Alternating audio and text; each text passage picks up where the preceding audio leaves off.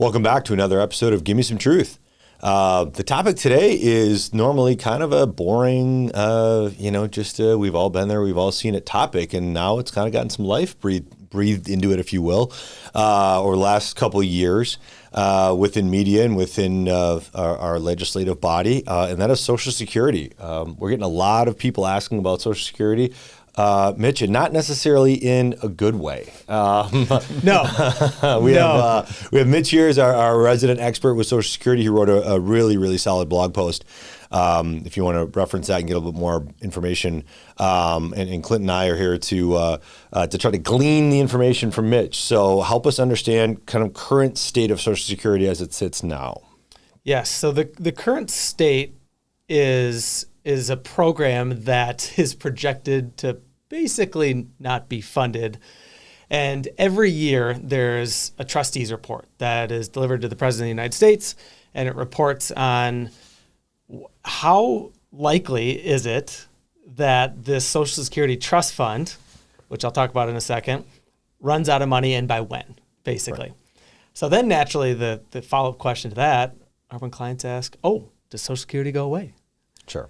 They see this headline in the news. It says the trust fund is reported to be gone by 2033. Does that mean that's when the program ends? My answer to that is no. However, it grabs the headlines. It is something that needs to be addressed, certainly, by Congress, and it also needs to be planned for and stress tested a little bit. And it's a big topic. Everyone's asking about it. Those that are in their mid-50s, early 60s, haven't claimed yet. It's a conversation that I get all the time. You guys get all the time, I'm sure, in our client conversations. Yeah, and I think it makes sense to go back to the why. I mean, when Social Security was first established, what was the reason for it? Well, it was for longevity and basically living over your expected life expectancy. Yeah. And at the time, they really matched up life expectancy with payments. So, half the people were not here anymore that had paid in the system, and the other half were able to, get it and go into their old age. Well, now everyone's living a lot longer. So the benefit payments are extending out a lot longer, and therefore the solvency then becomes an issue because we have great longevity, and who knows if people live to 100, 110, 120 years of age, what is going to happen to that system? So right now, I would say the system has put out the report, and it might even be more dire than that. Yeah, and the other thing to note, too, if we're talking about the right now, they've never missed a payment. So if you are listening to this podcast and you're on Social Security, they have never missed a payment. You're getting your monthly checks, right? So the current state is, never missed a payment. Even when they've seen potential shortfalls in the past, Congress steps in, they change the program, never missed a payment. So let's also make that known too. Also make known the fact that this is not the first time that it was going to go insolvent. Right? Correct. Which is another thing I think people don't understand is that this is not the first time since it was created in the New Deal that it was potentially going to go insolvent in the 80s and prior to that. So This is not the first time we've gone through this process. Correct. And I mentioned the trust fund, right? So the trust fund is this pile of money that is funded by payroll taxes. Yep. Right? So you and I and self-employed people pay into the program, and that surplus actually built up the trust fund for many years.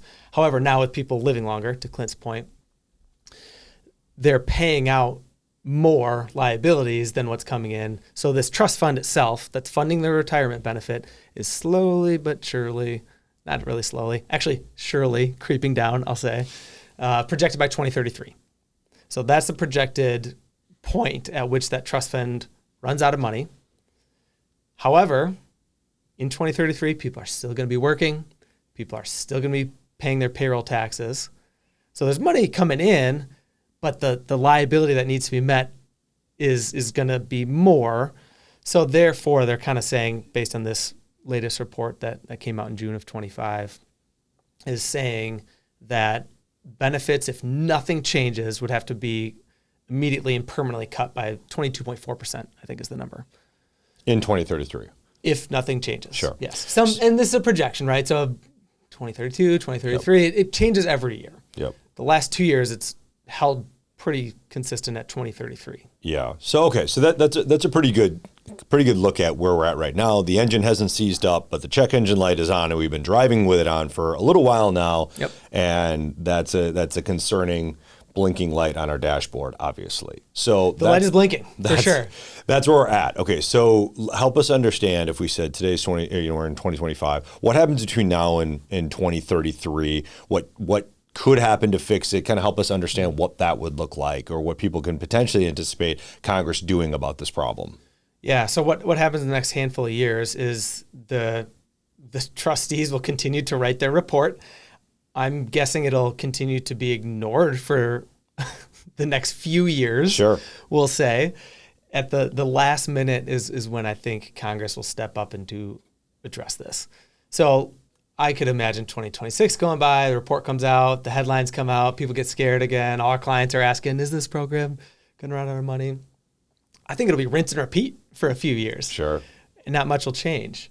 As we get closer to that point of 2033, so in the early 2030s, I'll say by 2032, hopefully Congress will take some action. But I don't think it's something that's going to happen next year. Sure. 2 years, but eventually it'll get there, unless, let's say, we find ourselves in a sticky economic situation, unemployment rises, people wages kind of Sure. fizzle out, people aren't paying as much in payroll tax to fund the program. Oh crap! All of a sudden that trust fund is running out by 2029, let's say, and this is I'm not predicting that, but it's a hypothetical. That might cause a little more urgency. Sure. Right? So a report certainly could grab the attention of the executive office in Congress. Yeah, I mean, let's face it, this is a political hot button issue that no party wants to touch at this point. They don't want to be the bearers of bad news. Hey, we have to cut benefits. That's not something that I see is likely on the table. So to maintain those benefits, there's going to be some solutions there. I mean, we haven't saved any of the money previously. We've spent that. So that was also like, yeah, people are living longer, but we didn't save any of that money really that well as well. We rated that to pay for other things. So we've got to shore up the program in some way, shape, or form. So Mitch, what's a couple of those things that they could probably do to kind of shore that up? Yeah, there's a handful of things. So some of which have already been put into place. So some of this already has a precedent based on our history, right? So some of the things that they can do would be to increase your full retirement age or kick it down the road a little bit. Originally, it was 65 for everybody. And then it kind of moseyed on to 65 to 67, and there's a number of clients that might have some strange full retirement age of 66 and 8 months, right? Because that was part of that phased approach. I think that is very likely and very reasonable. And speaking as a millennial, I'm okay with that. Like, that'll affect me if Congress decides that, oh, my full retirement age is now 70. Okay, I can live with that. If I'm still working in my 70s and feeling strong and good about my life, like, great, Sure. I'll happily still work and I don't need to claim Social Security. So that's a big one. I think the wage base will continue to get increased, and it's already increased, but let's define that a second. Basically, in 2025, if someone were to make more than $176,100, I think it is, if their wages are more than that, any dollar beyond that amount is not taxed, subject to the Social Security taxes, the payroll taxes. So if they modify that cap, then those that are making $200,000, $300,000, $400,000, right? All those wages up to that point, they're no longer capped at that $176K. That obviously further funds the program. The other side of that, though, is those people, there's going to be a discussion on, well, how is their benefit changed? Because their benefit's capped as well. Benefit is also capped, right? So the person that's made millions of dollars a year every year for their entire career, right? Well, their benefit's capped because they haven't been paying into those wages above the 176K. And I think this is a good thing to discuss, because I don't think there's a lot of people that realize, like, this is how the actual system works. And so let me just maybe take a little bit more kind of direct approach to it. If somebody makes $176,000, the max benefit for them is X. The way it is right now, if somebody makes $250,000, they don't pay any more tax from 176 to 250, but they also are hitting that same max benefit. Right. X is still there. X is still X, right? Yeah. And so I think that's the argument, right? Is if you push the 176 up and say that we should tax people that make more money or that cap should be higher, the rebuttal, if you will, would be right. But then I want my benefit to be higher, and that doesn't necessarily then fix the problem. Right. Right. Okay. Right. So that you might right. There's a chance that you could upset some of the wealthier people that might be donating to campaigns, and there's a whole thing there. Oh, this is very political too. I think that's the thing that people don't necessarily appreciate well enough is that this is, as Clint said earlier. I mean, this is not a friendly topic from the 535 people. Is that how many people are in Congress right now? It's not a friendly topic because any action on it can get looked at from the other side as negative. Well, let's look at the last time that they made a big kind of change to the system. It was in the 80s. Yeah. They changed retirement ages, things like that, to help shore up the program because they worried about solvency again. But the issue is that they impacted people that didn't vote at the time. They were under 18. It was all these changes that were coming in. And now we face a little bit more dire situation because the revenue is truly drying up here. And so, just changing some retirement ages for some people might help, and I thoroughly believe that we should punish the millennials. Gen X shouldn't have anything done to them at all. All our benefits should be maintained. I'm happy to help your retirement. Thank you, Mitch. That's so nice of you. And we gotta take care of the greatest generation. But those people, we do have a demographic issue right now. Have a lot of baby boomers that are heavy utilizers of the system. Huge demographic group of people. Gen X is smaller. Then you have the millennials, which is another big group of people again. And then Gen Z is kind of a little smaller too. You have those sort of generational sort of divides here. So that's going to have a huge impact on the revenue in the system and the solutions that we have being able to do that. So there's some kind of funkier things too, aside from wage caps and things like that. So they'll change the formula, because there's the whole debate on using like CPI for the formula versus wage inflation. All right, so there's things that will change the outcome of what you actually receive on a monthly basis from the program. It's going to have to change.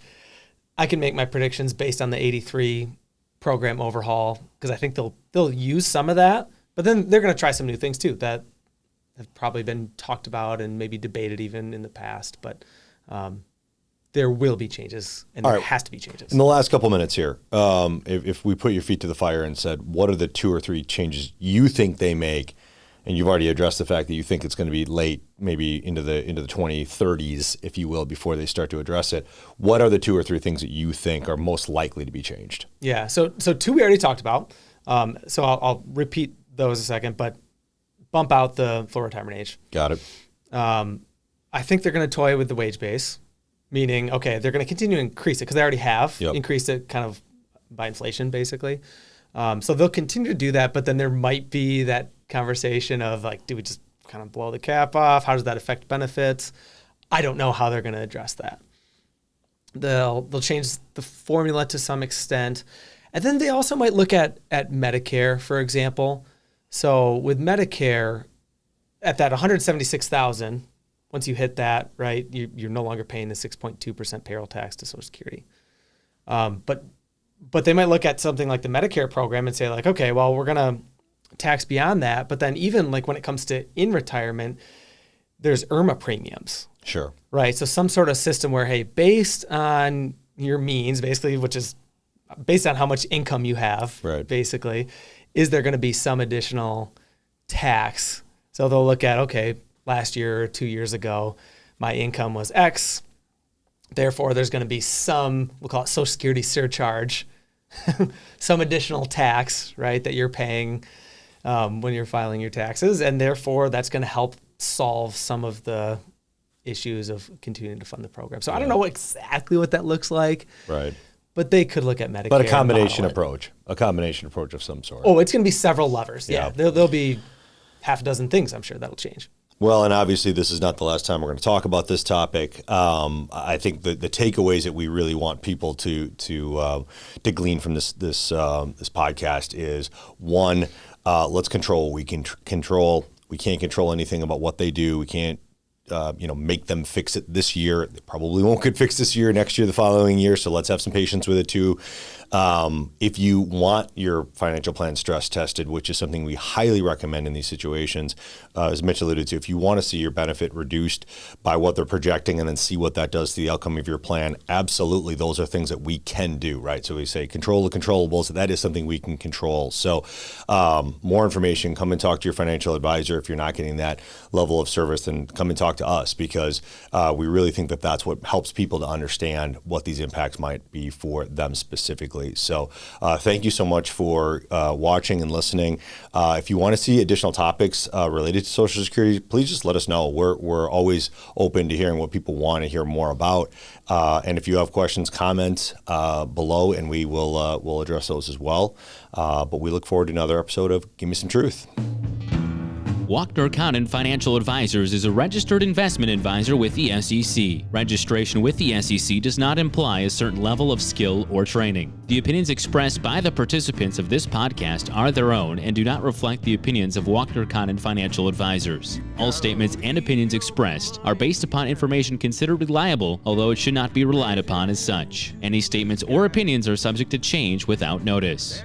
Information presented is for educational purposes only and does not intend to make an offer or solicitation for the sale or purchase of any specific securities, investments, or investment strategies. Investments involve risk and, unless otherwise stated, are not guaranteed. Information expressed does not take into account your specific situation or objectives and is not intended as recommendations appropriate for any individual. Listeners are encouraged to seek advice from a qualified tax, legal, or investment advisor to determine whether any information presented may be suitable for their specific situation. Past performance is not indicative of future performance. Thanks for listening, and for further information, please visit WalknerCondon.com.